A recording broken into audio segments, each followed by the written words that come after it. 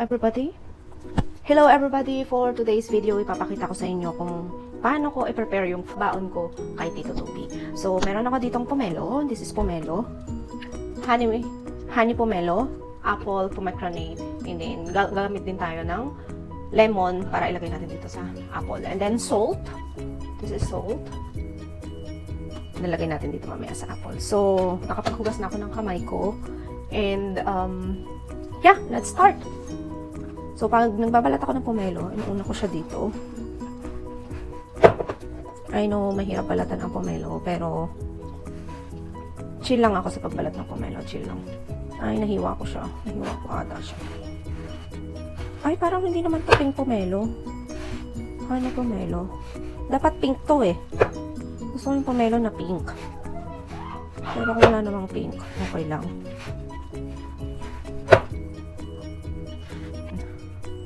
Hiwa-hiwaan ko lang siya dito.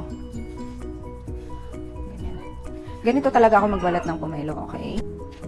So, syempre, kung may nanonood na kids, magpatulong kayo sa mga nanay nyo. Mahirap talaga tong balataan pomelo na to.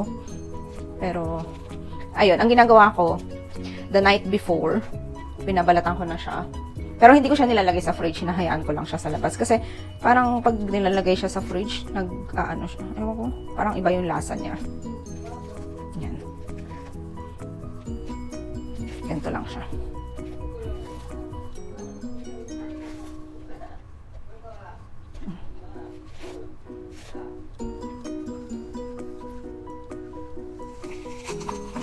Wow. So yummy. Tikman ko nga. Tamis.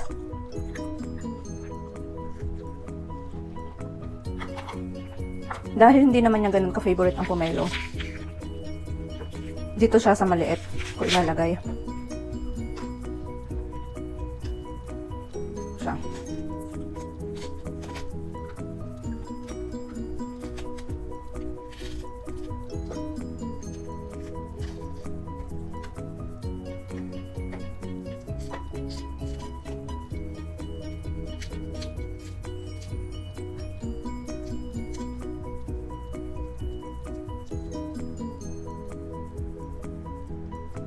And that's it. So, minsan, kapag tinatamad ako sa gabi na balatan to, kaya naman siya sa umaga. Kaso yun nga lang, medyo time-consuming. Kaya, as much as possible, etong pomelo, binabalatan ko na siya sa gabi. So, yan na. Baon na siyang pomelo. So, this is the pomelo na pababaon natin kay Tito Toby. Kinabukasan. Okay?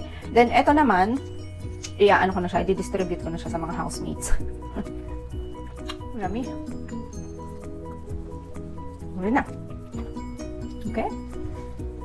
Then, syempre madami natira, distribute natin sa housemates, and yung iba, kakainin ko na. Tapos, yung iba, ipapabaan ko ulit kinabukasan sa kanya. Yan. Okay, isa na tayo.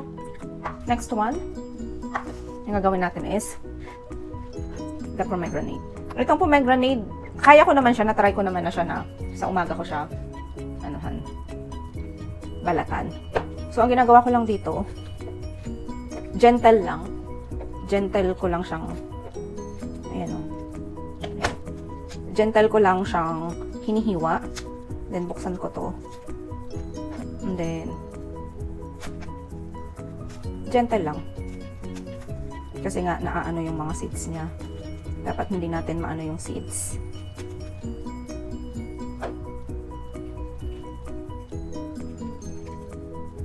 Ito. Yan. Ito, dito siya sa pinakamaliit ko siya ilalagay kasi masyado tong madaming seeds. So, dito ko siya ilalagay sa pinakamaliit. And, isa-isahin ko lang din. Ganyan siya. Madali lang naman siya eh.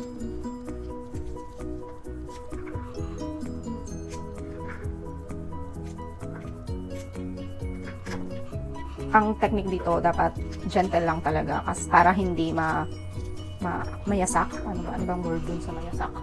Para hindi siya, kasi pag mabilis siyang mag-juice. Yung ma-squeeze. Na-squeeze to. Pag na-squeeze mo siya, magkukuha na yung juice niya, di ba? So, gentle lang dapat. So, ganyan lang. Siyempre, time-consuming to, I know, but mas okay na to kaysa naman dapat healthy talaga yung pinapabaon natin sa mga hobby natin. Amen. Dahil sa ngayon, wala akong work, siya muna yung inaano ko, pinagtutuunan ko ng pansin. Kasi hindi ko na to magagawa pag nagka-work ulit ako. Yan, syempre, busy na din ako. And then, pagdating sa, sa bahay, pagod na din, magluluto pa.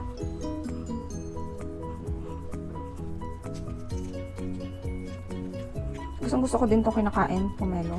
Madami tong health benefits. Kaya, try nyo din. Okay, so napuno na siya. And then, ito na. May pangalawa na tayong fruits. Ito, ilalagay ko siya sa fridge. Tapos, mga pang 3 araw niya din tong baon. Ganito. So, ito is 2 dirhams. Itong pomelo is 11 dirhams. So, siguro kung halimbawa may 20 dirhams ka na fruits, good for 1 week na yun. Okay, next natin is, so nakadalawa na tayo. Our next is the apple. Ano na natin yung apple.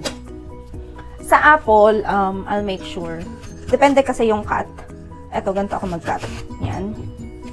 Ganyan. Ganyan.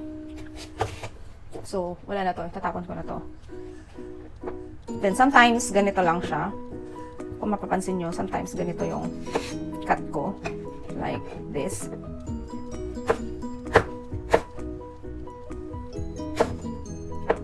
Normally, ganyan. Strips. Sometimes, ganito.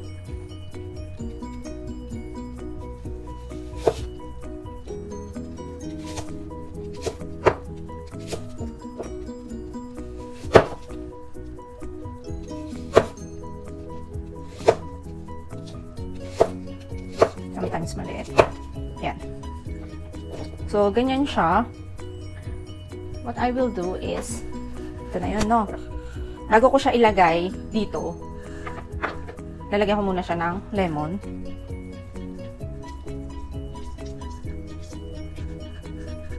So, yan. And salt. Kaya ako may salt dito.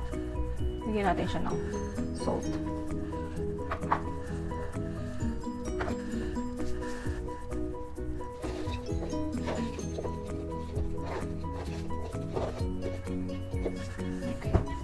And it's ready.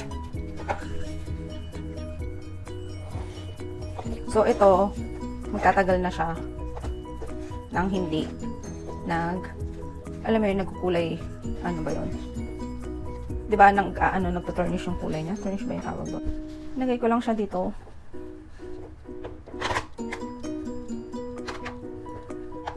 And this is the fruits na ipapabaon natin kay Tito Toby. Diba? Mabilis lang. So, itong apple, kakainin ko na to. Itong apple, kakainin ko na. Itong, itatago ko, tsaka itong pomegranate. And, ito na siya! Di ba, mabilis lang? So, yun lang naman. Yun lang naman yung pinakita ko ngayon. Thank you very much sa panonood. Till next time!